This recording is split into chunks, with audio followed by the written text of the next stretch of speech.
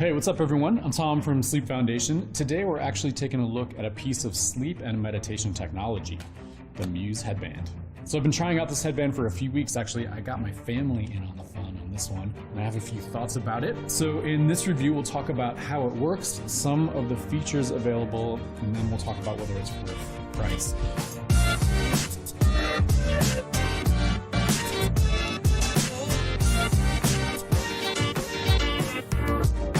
Before we dive in though, if you like these reviews, hit that subscribe and like button. It helps us a ton. And if there's something else you'd like to see us review, hit us up in the comments below. Of course, if you're interested in any kind of sleep tracking device, also head over to sleepfoundation.org. We have a list of our top picks of personal sleep trackers. We'll put a link in the description below. So if you're not familiar with Muse, they are a Canadian-based brand that launched in 2014. They initially sold a meditation headband, but in 2020 they released the Muse S. So let's take a look at what's inside of our box here. The top box here is the pod, and this is the device that actually records all of your brain activity. We'll talk about that in a second. All right, so the assembly is rather quick. You just take the pod and attach it or slide it into attaches easily like this. The headband is made from a stretchable material. It's rather plush. The assembly is rather quick. The pod attaches to this headband fairly simply, and it's also Bluetooth enabled. That's what communicates to your phone and what records all the data. So as I've said, I've been using this headband for about a month. It's quite comfortable. The fabric is, as we said, soft and it's padded and it's made from a stretchable and breathable material. After you get used to having something wrapped around your head, it really does sort of disappear and you tend to forget you're actually wearing it. So what does this actually do? Well, this pod here and these gold spots around the headband measure your brain waves. Now, I know what that sounds like. This thing measures my brain activity. Does it also send stuff to my brain?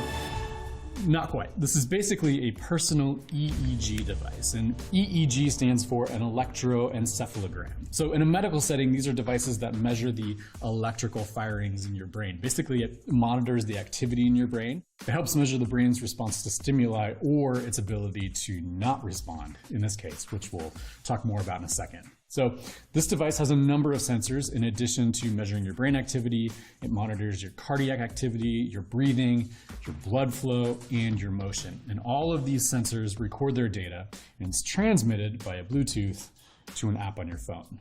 All right, there are two different parts of this experience we should probably talk about. This is a meditation device, and it's a sleep device. Now, whether you use this for sleep or meditation, it's important that the sensors, which again are these gold pieces on the headband, are aligned just right on your head. So I'll go ahead and put this on my head. Got a lot of hair to work through. Now, once you get the headband situated on your head, the headband's gonna run you through a calibration, and there's gonna be a soothing, calming voice to help quiet your brain, quiet your mind, and as the app says, it wants you to just let your brain flow naturally. All right, so it took about 30 seconds of quieting my mind for the headband to calibrate, and then your practice begins. So you're encouraged to keep your mind at ease, focused on your breath, and the app will measure just how focused your brain activity is. Now, one of the things this app does, especially in this rainforest section, is that the sensors measure your brain activity like we talked about. And when you're not quite settling into a calm meditation, the rainforest will get louder. You'll hear feedback by the rainstorm getting louder. Now, if you can keep your mind focused and calm, you'll get feedback in the form of a tweeting bird. So if we go over and take a look at my experience a few weeks ago when I did this, you can see that I earned 738 Muse points, and I listened to 32 birds. Now, as I said, I tried this with my son, who's 10. We had a friendly little competition to see how many birds we could accumulate, and he only got 6. His brain activity was not quite as calm as mine, so I beat him there, which is fine. He's 10. But look, this is a fun little party trick that we did as a family, and we had a lot of fun just sort of playing with how calm can we make ourselves. So the other part of this headband is its sleep features. These are the features that us at Sleep Foundation, we were most interested in checking out.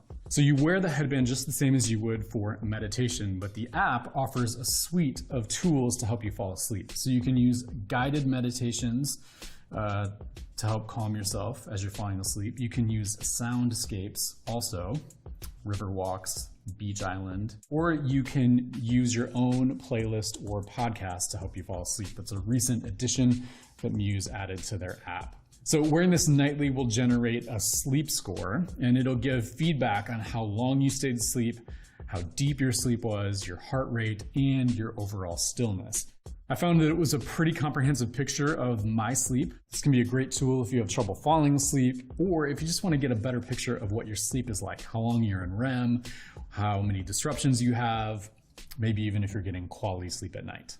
So, should you buy this device? Well, the Muse retails for about $350. This is definitely not a budget device, but I think the answer to whether you should buy it also lies in what you buy it for. So the first time I put on this device and tried the meditation practices, I couldn't actually help but think about the excess of a device like this. Meditation on its own is an ancient practice used by just about every religion and spiritual tradition. Meditation can be a practice of certainly centering yourself before God or before the universe, or it could just be a centering yourself for yourself. And look, the data backs this up. Most research cites the benefit of meditation for just your mental well-being, your physical well-being, and your psychological well-being. But here's the thing, meditation is free. You might be better off practicing meditations that are not linked to the thing that you look at all day. Untether from this and maybe try a meditation practice that doesn't include a piece of technology. Now, as a sleep tracker, that's where I think this actually gets kind of interesting. This is an incredibly robust tool. It's one of the few EEG sleep trackers on the market. The data it collects on you is really helpful stuff. And the meditation practices in the app could be really helpful if you struggle to quiet your mind at night, or if you're looking for a tracker that gives you a pretty good view of how you're sleeping. The Muse does all of that really well. But there are cheaper options on the market that might be able to accomplish something very, very similar. All right, everyone, thank you for watching. Leave a comment below if you have a sleep tracker that you'd recommend, or if there's a sleep device out there that you'd like us to review. Thanks for watching, and I hope you sleep well.